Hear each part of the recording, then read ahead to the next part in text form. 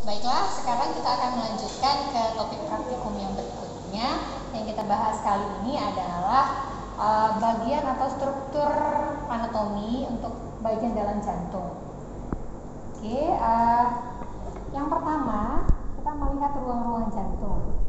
Ruang-ruang jantung itu seperti sudah dipelajari, itu ada 4 ruang, yaitu ada atrium dextrum, kemudian ini ada atrium sinistrum. Ruang yang berikutnya ialah ventriculus dexter dan ada ventriculus sinister.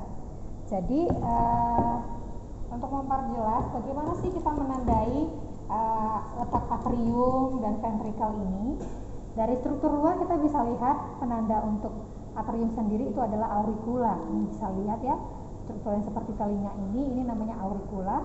Yang ini auricula dextra, ini auricula sinistra. Dan organ struktur yang di bawahnya ini dinding ventrikel, ini yang dextra, ini yang sinistra. Kalau kita buka, kita bisa perhatikan. Nah, ruang di dalam auricula ini adalah atrium. Ini atrium dextrum tadi, ini atrium sinistrum.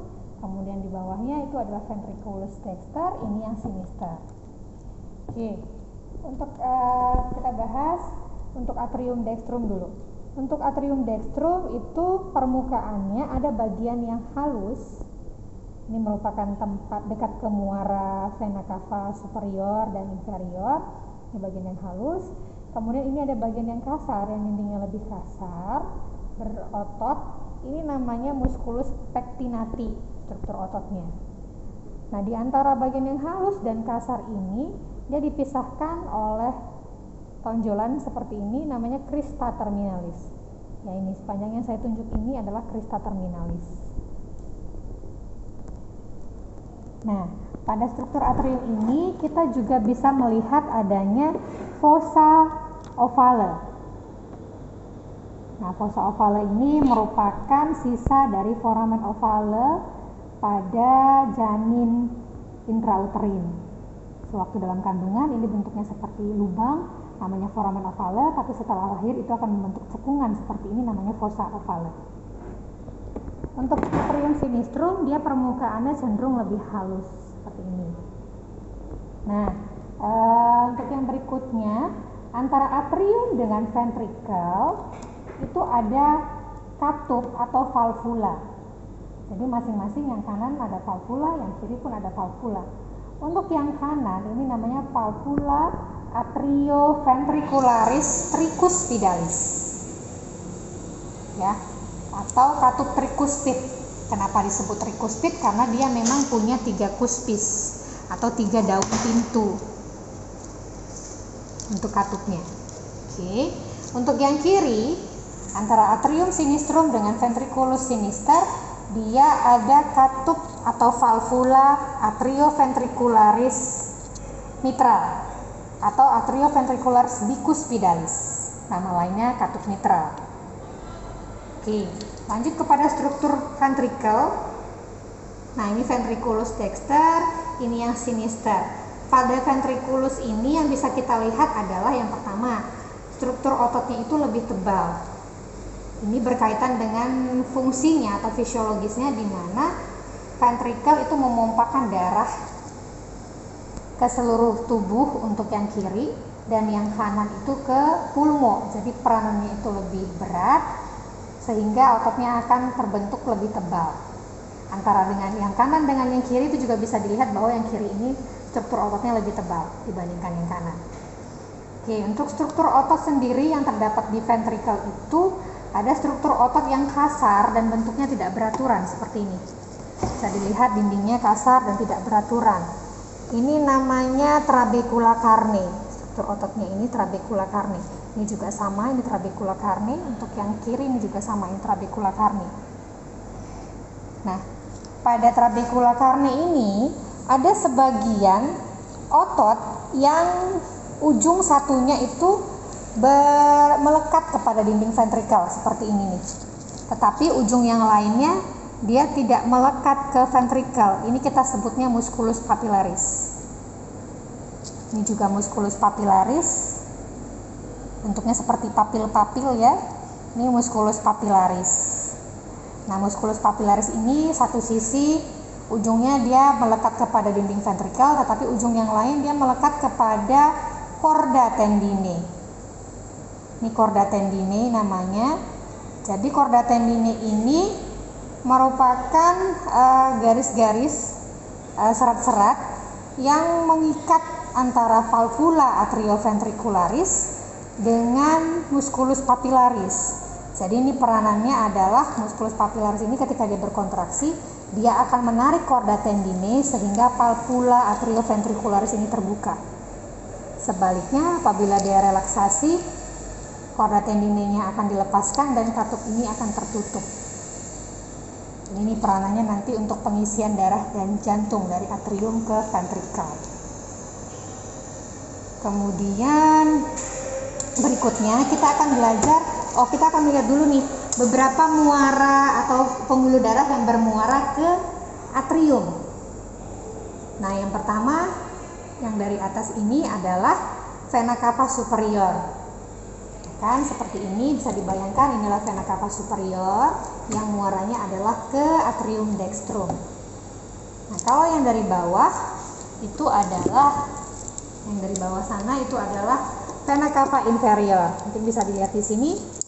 Nah, ini dari bawah sini akan berjalan vena cava inferior yang muaranya juga ke atrium dextrum. Ini ya.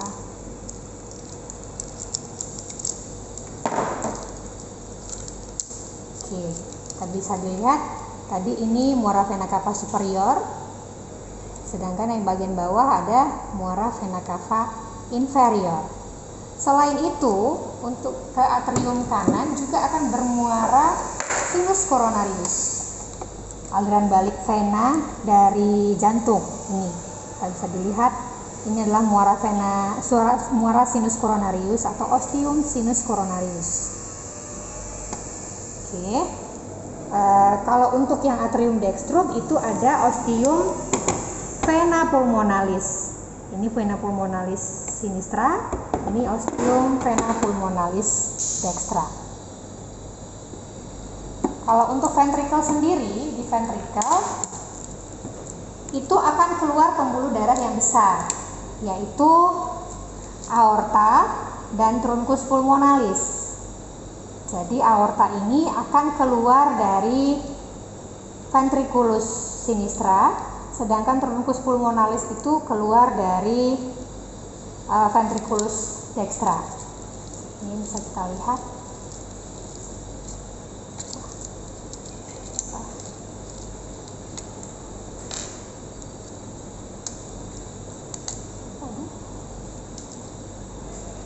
Dulu Bang, nggak bisa.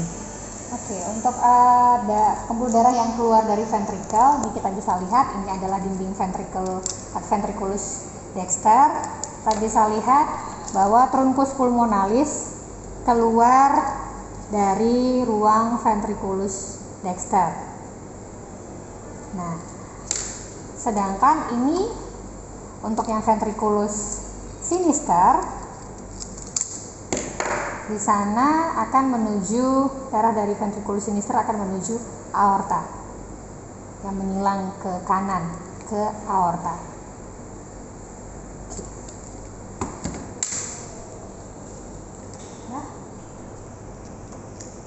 Oke, berikutnya kita akan mempelajari perbedaan sirkulasi darah prenatal dan postnatal. Nah, pada gambar ini kita bisa melihat sirkulasi darah prenatal. Nah, bayi dalam kandungan itu mendapat darah atau suplai darah itu dari si ibu melalui plasenta ibu. Dari plasenta ibu dia akan masuk ke vena umbilicalis. Ini yang berwarna merah, ini vena umbilicalis. Kenapa dia berwarna merah? Karena dia memang kaya oksigen. Jadi darah yang dari plasenta ibu yang kaya oksigen akan masuk ke vena umbilicalis janin. Nah, dari vena umbilicalis dia akan masuk ke ductus venosus yang ini. Ductus venosus. Ductus venosus ini akan yang menghubungkan vena umbilicalis dengan vena cava inferior. Jadi dari vena umbilicalis masuk ke ductus venosus, bergabung dengan masuk ke aliran darah vena cava inferior, masuk ke atrium dextrum. Nah, sampai ke atrium dextrum, 2/3 darah akan masuk melintas ke ventricle,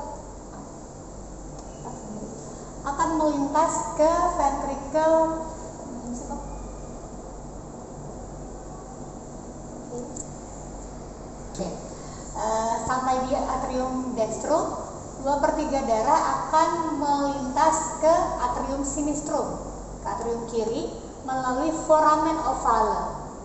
Ya, ada celah, ada lubang antara atrium dextrum dan sinistrum, namanya foramen ovale. 2/3 bagian akan pindah ke sana, 1/3 bagian akan masuk ke ventriculus dexter.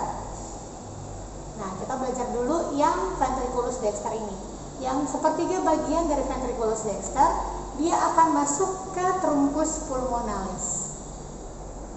Nah, truncus pulmonalis.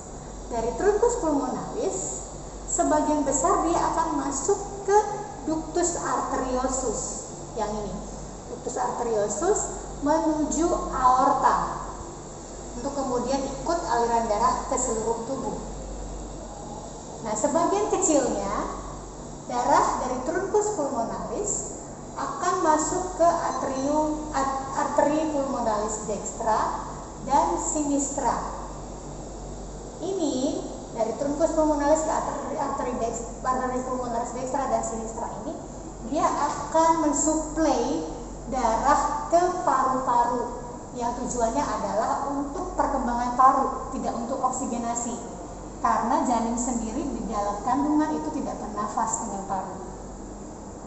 Nah, kemudian dari seluruh aliran tubuh, dia akan kembali ke arteri umbilicalis, kemudian dikeluarkan lagi ke plasenta. Nah, oke.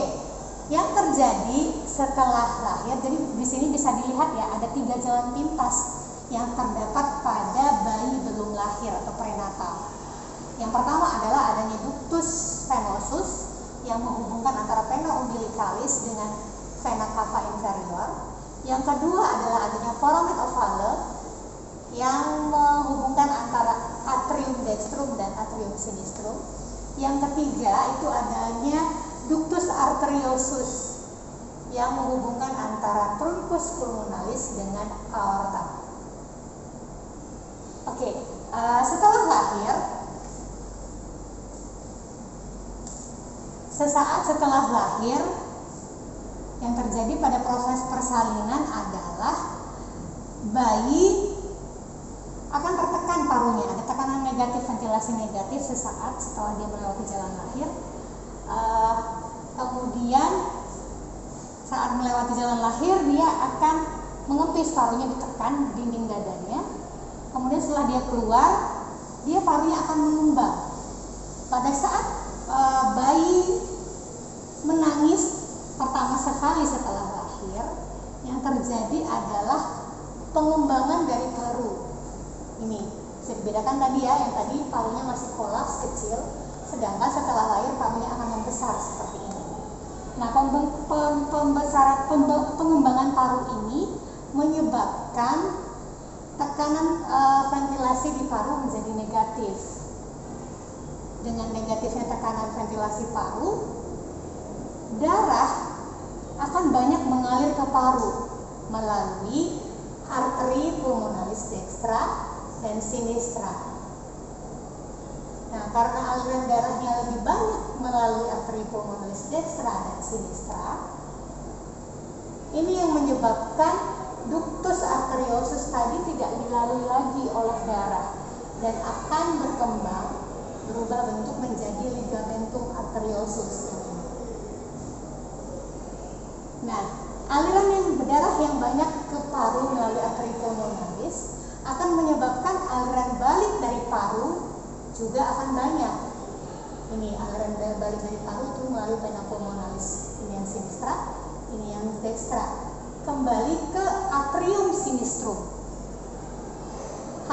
menyebabkan tekanan di atrium sinistrum itu lebih tinggi dibandingkan yang atrium dextrum.